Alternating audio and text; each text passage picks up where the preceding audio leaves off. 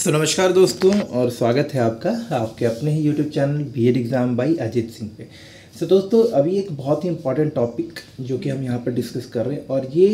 15 number के question में आपके पूछे गए हैं। आप चाहिए तो प्रीवियस ईयर के 2021 का क्वेश्चन उठाकर देख सकते हैं, क्रिएटिंग इंक्लूसिव एजुकेशन का, चूँकि आप देखोगे कि ये क्वेश्चन पूछा गया है। तो यहाँ पर मैं आपको जस्ट एक ब्रीफली पॉइंट्स में बता रहा हूँ। अगर यही क्वेश्चन आपको इंग्लिश में और डिटेल में आपको पढ़ना है तो आप हमारा जो दूसरा चैनल है जहाँ सारा कंटेंट हम इंग्लिश में अभी आपके लिए रेडी करते हैं, आप उसको ज्वाइन करिए। उसका लिंक मैं आपको डिस्क्रिप्शन में दे देता हूँ और इसका हिंदी वर्जन तो हम इसी पे अभी थोड़े दिनों में आपको अपलोड करने ही वाले हैं। सो होपफुली आज या कल में आपको मिल भी जाएगा। तो सबसे पहले यहाँ पे देख लेते हैं कि अगर आपको यही क्वेश्चन 8 नंबर में लिखना हो तो कुछ आप इस तरह से लिख सकते हो इसमें से, और अगर आपको 2 नंबर में लिखना हो तो आपको क्या करना है, जो इंपॉर्टेंट पॉइंट्स यहाँ पर लिखे हैं जैसे कि हेल्थ, एजुकेशन, लिवलीहुड और लाइवलीहुड है, सोशल है और एम्पावरमेंट, इन पॉइंट्स को भी आप मेंशन कर सकते हो। तो अपनी ज़रूरत के हिसाब से इसको आप मॉडिफाई कर सकते हो, ज़रूरत के हिसाब से इसको यूज़ कर सकते हो। So ways through which community can help in promoting inclusive, यानी कि समावेशन की प्रक्रिया में एक समाज, एक समुदाय किस प्रकार से सहायता कर सकता है, किन स्तरों पर सहायता कर सकता है, आपको यहाँ पर उस चीज़ को यहाँ पर लिखना है, समझाना है। तो देखिए, समुदाय के स्तर पर अगर हम बात करते हैं तो एक समुदाय जो है, समुदाय में हम भी आते हैं, स्कूल भी आता है, समाज के हर एक व्यक्ति, चाहे वो डॉक्टर हो, इंजीनियर हो, चाहे वो व्यक्ति जो कि शारीरिक या मानसिक रूप से विकलांग भी है, हर एक व्यक्ति हमारे समाज का हिस्सा है। तो समावेशन की प्रक्रिया में, इंक्लूशन के प्रोसेस में हम एक एज ए सोसाइटी कैसे हेल्प करेंगे, उस बात को यहाँ पर हम लोग समझ रहे हैं। तो हम हेल्प कर सकते हैं थ्रू प्रोवाइडिंग हेल्थ या हेल्थ रिलेटेड एक्टिविटीज़ में हेल्थ से रिलेटेड सर्विसेज देकर क्या कर सकते हैं, बच्चे जो कि स्पेशल चाइल्ड है, जिनके अंदर फिजिकली या सोशली किसी प्रकार की डिसेबिलिटी है या इस तरह की कुछ भी है जो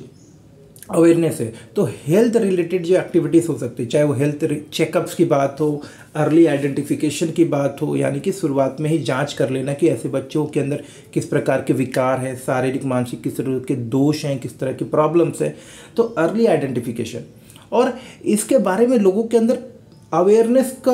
मतलब आप बोल सकते हैं अवेयरनेस लाना भी जो है अपने आप में एक बहुत बड़ा काम हो सकता है। तो प्रमोशन क्या, इंक्लूसिव एजुकेशन के लिए जो काम चल रहे हैं, इंक्लूसिव एजुकेशन को प्रमोट करने के लिए जो गवर्नमेंट की एक्टिविटीज़ हैं, जो स्कीम्स है, जो प्लान्स है, उनका प्रमोशन करना, ऐसे स्कूल्स में ऐसी एक्टिविटीज़ को ज़्यादा से ज़्यादा हम लोग को सपोर्ट करना, ये सारे काम। दूसरा प्रिवेंशन,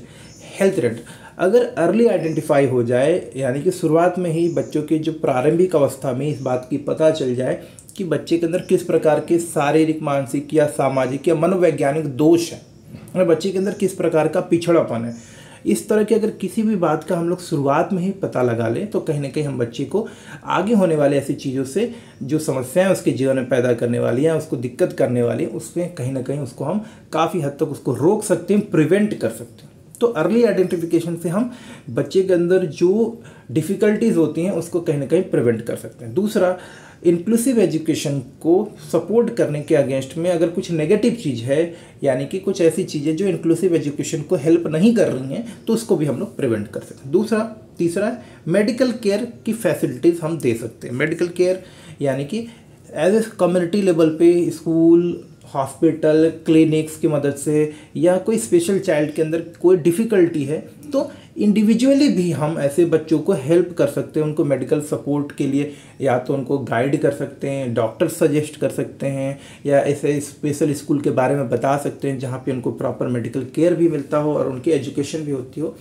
तो मेडिकल केयर के थ्रू भी सोसाइटी जो है इंक्लूसिव एजुकेशन में हेल्प कर सकता है, यानी रेगुलरली कैंप का ऑर्गेनाइज करना किसी एनजीओ के द्वारा, किसी रिलीजियस ऑर्गेनाइजेशन के द्वारा, स्कूल्स के द्वारा। तो ये सारी चीज़ें भी जो है एक सोसाइटी जो है अब एक इंक्लूसिव एजुकेशन को प्रमोट करने के लिए कर सकती है, जिससे कि बच्चों को हेल्प मिले। इसके अलावा क्या कर सकते हैं, रिहैबिलिटेशन। देखिए, सोसाइटी में जो बच्चे डिसएडवांटेज हैं, मार्जिनलाइज्ड हैं, डिलिंक्वेंट चाइल्ड हैं, यानी कि जो बाल अपराधी हैं, सामाजिक मानसिक रूप से पिछड़े बच्चे हैं, जिनको शिक्षा के अवसर नहीं मिले हैं, ऐसे कोई भी बच्चा, किसी भी प्रकार का विशिष्ट बच्चा, उनकी रिहैबिलिटेशन के लिए, मतलब अगर शिक्षा नहीं मिली है तो शिक्षा के अवसरों को उपलब्ध कराने में, ऐसे बच्चे अगर शारीरिक या मानसिक रूप से थोड़े डरे हैं, किसी प्रकार से शारीरिक चोट से ग्रस्त हैं, किसी बीमारी से ग्रस्त हैं, तो उनकी रिहैबिलिटेशन में, पुनर्वास में मदद करना, ये भी इम्पोर्टेंट काम है। असिस्टिव डिवाइसेस उपलब्ध करना, अगर कोई बच्चा बहरा है, सुन नहीं पा रहा है, देख नहीं पा रहा है, तो बहरेपन से उसको मदद करने के लिए कानों में लगाने वाले हियरिंग एड्स दे सकते हैं। किसी बच्चे को दृष्टि दोष है, यानी कि आई रिलेटेड डिसऑर्डर्स है, तो कहीं ना कहीं उसको हम लोग स्पेक्स यानी कि चश्मे उपलब्ध करा सकते हैं, मेडिकल केयर उपलब्ध करा सकते हैं। तो इस तरह की चीज़ें कर सकते हैं। एजुकेशन भी दे सकते हैं, एजुकेशन भी दे, सोसाइटी थ्रू एजुकेशन भी हेल्प करती है। तो अर्ली चाइल्डहुड को इंश्योर करना, बच्चों की मैक्सिमम स्कूलिंग को इंश्योर करना, मैक्सिमम एनरोलमेंट को इंश्योर करना, बच्चे स्कूल जा रहे हैं इस बात को इंश्योर करना, इस तरह के बहुत सारी चीज़ें करके भी है कहीं ना कहीं जो है बच्चों के अंदर जो है एजुकेशन के थ्रू ही इंक्लूसिव एजुकेशन को प्रमोट कर सकते हैं। प्राइमरी लेवल पर जो एजुकेशन मिलता है, यानी कि स्कूलिंग होती है, उसको बेहतर बनाना, उसकी क्वालिटी ऑफ एजुकेशन को बेहतर बनाना, साथ ही साथ में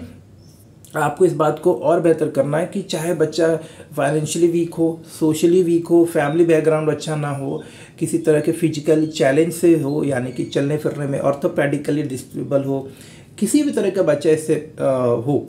एक्सेप्शनल चाइल्ड हो, हम उसे एजुकेशन के सारे जो ऑप्शंस होते हैं वो दें। अगर फाइनेंशियल प्रॉब्लम है तो फ्री ऑफ कॉस्ट जो है उसको एजुकेशन दें। राइट टू एजुकेशन के अंतर्गत 6 से लेकर 14 साल के बच्चों को जो फ्री और कंपल्सरी एजुकेशन मिल सकता है, इस बात को इम्प्लीमेंट होने में इंश्योर करें। ये स्कूल की भी रिस्पॉन्सिबिलिटी है, ये फैमिली की भी रिस्पॉन्सिबिलिटी है, और ये कम्युनिटी की भी रिस्पॉन्सिबिलिटी है कि अगर ऐसे कोई स्कूल या ऐसे कोई पेरेंट है जो अपने बच्चों को स्कूल नहीं भेजते, ऐसा कोई स्कूल जो कि सभी बच्चों को स्कूल में परमिशन नहीं देता या सभी टाइप के बच्चों को स्कूल में एडमिशन नहीं देता, तो कहीं ना कहीं उसके खिलाफ हम लोग बात करें, ऐसे स्कूल से बात करें या कोई लीगल एक्शन उनके खिलाफ लिया जाए।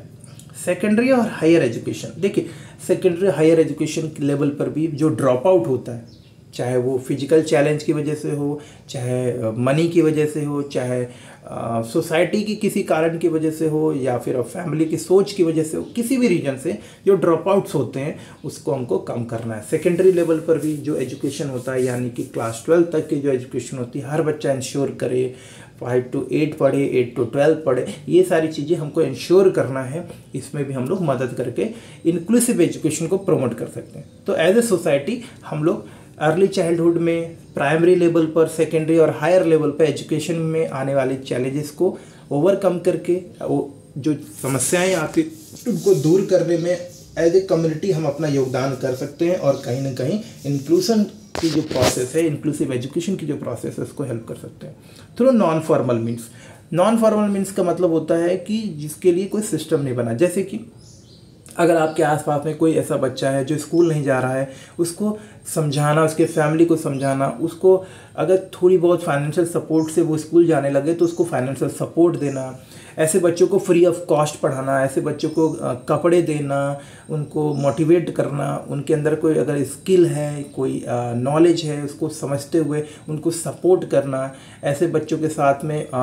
अच्छा व्यवहार करना, ऐसे बच्चों को हमको सपोर्ट करने के लिए चाहे तो उनको स्कूल भेजना,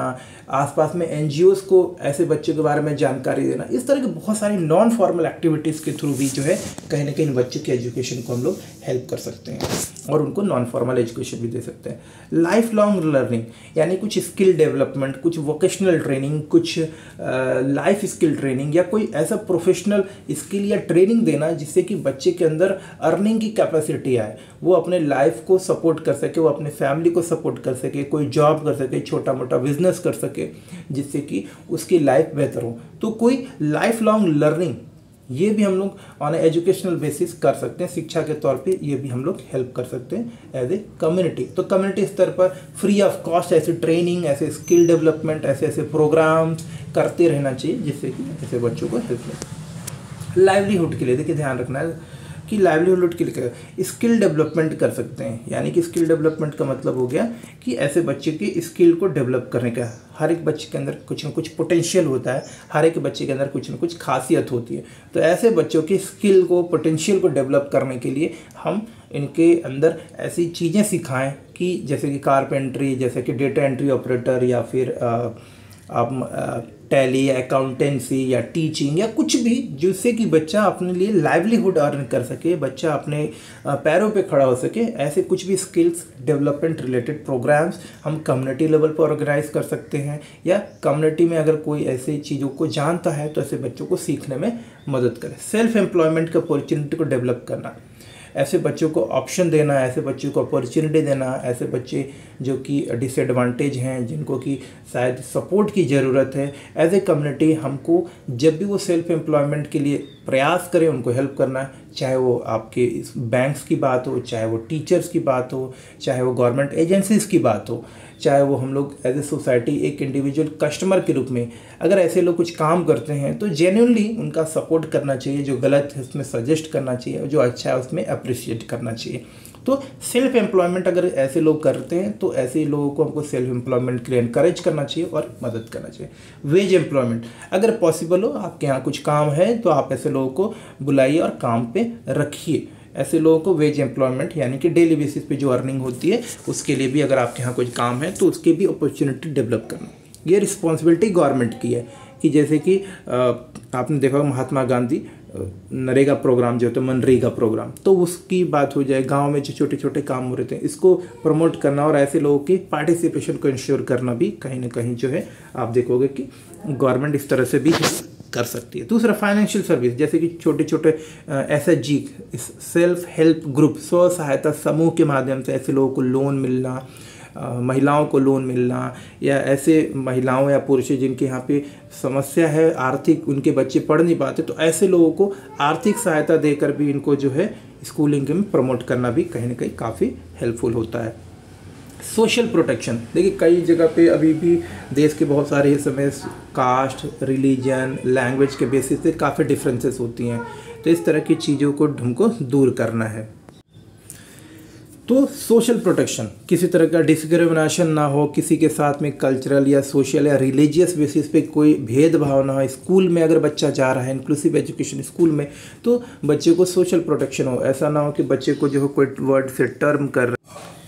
हम लोग सोशल लेवल पर भी इनको हेल्प कर सकते हैं। अब बात करते हैं यहाँ पे सोशल लेवल पे हम लोग क्या सपोर्ट इनको दे सकते हैं, क्या हेल्प हम उनको कर सकते हैं। ठीक है, तो आइए एक एक करके इनको समझते हैं। देखिए अभी हम लोगों ने बात करा था तो पर्सनल असिस्टेंस, पर्सनल या कि हर एक व्यक्ति हो सकता है कि वो माइनॉरिटी हो सकता है SC/ST कैंडिडेट हो, या एजुकेशनली बैकवर्ड हो, या उसको फाइनेंशियल सपोर्ट की ज़रूरत हो, ऐसा कुछ भी अगर हेल्प बच्चे को चाहिए तो हम लोगों को उनको पर्सनल असिस्टेंस चाहिए। गवर्नमेंट एजेंसी के लेवल पे हो, चाहे एक NGO के रूप में हम बात कर रहे हैं अपने आप की, या फिर एक टीचर के या फैमिली मेम्बर के रूप में, अगर इंक्लूशन के प्रोसेस में हमको किसी को हेल्प करना है, अगर उसको पर्सनल असिस्टेंस की ज़रूरत है तो कहीं ना कहीं कम्युनिटी को पर्सनल असिस्टेंस भी प्रोवाइड करने को इंश्योर करना। यानी कि ऐसे लोगों को अगर पर्सनल असिस्टेंस चाहिए तो कम्युनिटी के तौर पे जो भी उसके यहाँ आप बोल सकते हैं, कम्युनिटी में बहुत सारे लोग होते हैं जो कैपेबल होते हैं, जो सक्षम होते हैं, चाहे वो गवर्नमेंट एजेंसी की बात कर रहे हैं, चाहे वो पढ़े लिखे लोगों की बात करें, उनको हेल्प करना चाहिए। पर्सनल असिस्टेंस हमको ज़रूर देना चाहिए। हम खुद पर्सनली उनको असिस्ट करें या फिर ऐसे लोगों को इंडिविजुअली भी पर्सनली असिस्ट करने में हमको मदद करना चाहिए। दूसरा, relationship and marriage with family. देखिए ऐसे लोगों को ऐसा नहीं करना चाहिए, मान के चले किसी फैमिली में बैकवर्ड चाइल्ड है, किसी फैमिली में कोई डिसएडवांटेज चाइल्ड है, सोशली मोरली अगर पीछे हैं बच्चे, या किसी भी तरह से अगर हम बोले कि उनको इंक्लूशन की ज़रूरत है, समावेशन की ज़रूरत है, तो ऐसी फैमिलीज़ को हमको छोड़ना नहीं है। उनके साथ में जो भी हमारे सामाजिक संबंध हो सकते हैं, जैसे कि वो आपके शादी के आधार पर हो, दोस्ती के आधार पर हो, पारिवारिक रिश्ते हों, इनको भी बनाए रखना है, जिससे कि इन लोगों को भी समाज में जो एक सम्मान की स्थिति होती है, इन लोगों को जो सम्मान मिलना चाहिए वो प्रॉपर मिलता है। कल्चर एंड आर्ट, देखिए सोशल स्तर पे कल्चरल और आर्ट से रिलेटेड एक्टिविटी, कल्चर और रिलेटेड एक्टिविटी जो होती है, अगर इन लोगों के अंदर कोई कल्चरल या एक्टिविटी आप देख के देखो, इन लोगों का मतलब ये होता है कि जो लोग पिछड़ गए, जो मुख्य धारा से अभी नहीं जुड़े, जिनको शिक्षा के अवसर नहीं मिले, ऐसे लोगों को हमको मुख्य धारा में लाने के लिए हमको कल्चर और आर्ट का सहारा लेना चाहिए। ऐसे लोगों के अंदर कोई अगर कल्चरल या आर्टिस्टिक कुछ टैलेंट हो तो उसको प्रमोट करना चाहिए। कभी भी कल्चर या आर्ट से रिलेटेड कोई एक्टिविटी हो तो ऐसे लोगों को अपॉर्चुनिटी देना चाहिए। तो कल्चर और आर्ट के थ्रू भी हम लोग जो है हम इस चीज़ को कर सकते हैं। Recreation and leisure and sports, वही हॉबीज़, स्पोर्ट्स, फन एक्टिविटीज़ के थ्रू भी हम लोग कहीं ना कहीं जो हम इंक्लूसिव एजुकेशन को सपोर्ट कर सकते हैं। और इंश्योरिंग दैट द जस्टिस, सबको इक्वल जस्टिस हो as per the Indian constitution, भारतीय संविधान के अनुसार, जिसको सबको समानता का अधिकार है, सबको समान अधिकार मिला हुआ, इस बात को भी सुनिश्चित करते हुए हम जो है कि सबको समान अधिकार हो, सबके साथ में न्याय हो, ये बात हम सुनिश्चित कर सकते हैं। और इसमें हम हेल्प करके भी कहीं ना कहीं हम सोशल लेवल पे भी सोशली जो है हम लोग इंक्लूसिव एजुकेशन को प्रमोट कर सकते हैं। और क्या कर सकते हैं, हम कर सकते हैं ऐसे लोगों को हेल्प थ्रू एम्पावरमेंट। तो ऐसे लोगों को हम लोग सोशली एम्पावर भी कर सकते हैं। एम्पावरमेंट कैसे करेंगे, इनके जो राइट्स हैं, इनके जो अधिकार हैं, इनके जो चैलेंजेस हैं, इनकी जो समस्याएं हैं, ऐसे कोई भी बात अगर हम देख रहे हैं इनके अंदर सोशल लेवल पे, तो हमको उनकी बातों को लोगों के सामने रखना है, उनकी बातों का हमको समर्थन करना है, उनकी बातों को हमको मदद करना है, ताकि लोग इनकी बातों के प्रति जागरूक हों, लोग इनकी समस्याओं से परिचित हों और लोग इनकी बातों को समझते हुए सकारात्मक रूप से इनकी बढ़ोतरी में, इनके विकास में और इनके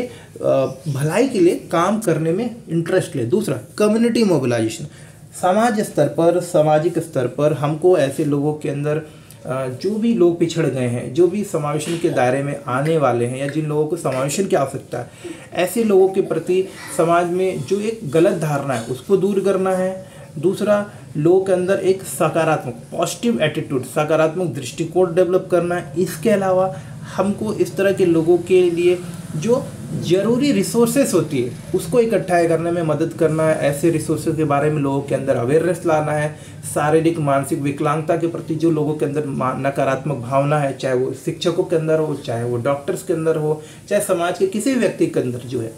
लोगों को जागरूक करना है कि हर एक व्यक्ति समाज के विकास के लिए, देश के विकास के लिए अति महत्वपूर्ण है। और इस बात को हम लोग शिक्षा के माध्यम से सुनिश्चित कर सकते हैं। शिक्षा के माध्यम से हर एक व्यक्ति को उसकी उच्च क्षमता तक ले जाया जा सकता है, जिससे कि वो एक सकारात्मक और एक सहायतापूर्ण वातावरण में काम करते हुए जो है एक उपयोगी योगदान कर सकता है। पॉलिटिकल पार्टिसिपेशन, राजनेता, सरकार और पार्षद या इस तरह के जो भी राजनीतिक दल है उनका योगदान भी होता है, या उनकी भी ये जिम्मेदारी है कि वो पॉलिसीज़ के माध्यम से, यानी कि जो नए नए स्कीम्स होते हैं, नई नई पॉलिसीज होती है, कुछ ऐसे पॉलिसीज, ऐसे प्रोग्राम्स या ऐसी सुविधाएं लेकर आएँ जिसके माध्यम से जो है हम लोगों को मदद कर सकें, ऐसे लोगों को सपोर्ट कर सकें और ऐसे लोगों को जो एडिक्वेट सपोर्ट चाहिए होता है, जो यथासंभव सहायता देकर इनको हम आगे बढ़ने में मदद कर सकते हैं, वो सारी चीज़ें जो स्कीम्स आए हैं उनका ईमानदारी पूर्वक उनका क्रियान्वयन हो, भ्रष्टाचार कम हो, इस बात को हम जो है पॉलिटिकल पार्टिसिपेशन से सुनिश्चित कर सकते हैं। सेल्फ हेल्प ग्रुप की भी बड़ी योगदान होती है। स्व सहायता समूह, छोटे छोटे NGOs, ये भी कहीं ना कहीं समावेशन की प्रक्रिया में मदद कर सकते हैं, चाहे वो आर्थिक सहायता की मदद से हो, चाहे उनके बच्चों के देखभाल की बात हो, उनके स्वास्थ्य संबंधी सहायता की बात हो। स्व सहायता समूह, सेल्फ हेल्प ग्रुप की मदद से कहीं ना कहीं इस बात को हम इंश्योर कर सकते हैं। छोटे छोटे लोन लेने में, बच्चों को स्कूल जाने के लिए छोटे छोटे फंडिंग देने में, या सेल्फ हेल्प ग्रुप के आप बहुत सारे रोल्स देखते हो, तो सेल्फ हेल्प ग्रुप की मदद से भी कहीं ना कहीं एम्पावरमेंट सुनिश्चित कर सकते हैं। अगर कहीं ऐसे लोगों का शोषण हो रहा है, इन लोगों को कहीं दबाया जा रहा है, इनके अधिकारों का हनन किया जा रहा है, तो ऐसे जगह पे self help group, political party, जो लॉयर्स होते हैं समाज, वो कहीं हेल्प करें इस बात को। डिसेबल पीपल्स को आइडेंटिफाई करना, उनको सपोर्ट देना, उनको असिस्टेंस दे के भी हम कहीं ना कहीं जो है इंक्लूसिव एजुकेशन को हेल्प कर सकते हैं। ऐसे लोगों को हम लोग सपोर्ट कैसे दे सकते हैं, उनको मेडिकल से फैसिलिटी प्रोवाइड करवा सकते हैं। ऐसे लोगों को हम लोग जो है time to time health checkups के लिए ले जा सकते हैं, उनको इक्विपमेंट्स दे सकते हैं, जैसे चलने फिरने में, सुनने के लिए, देखने के लिए, तो वो सारी चीज़ों से हम लोग इंश्योर कर सकते हैं। तो उम्मीद करता हूँ दोस्तों ये टॉपिक आपको अच्छे से समझ में आ गया होगा। इन केस अगर आपको कोई डाउट रहा हो तो आप मुझे प्लीज़ ज़रूर बताइएगा।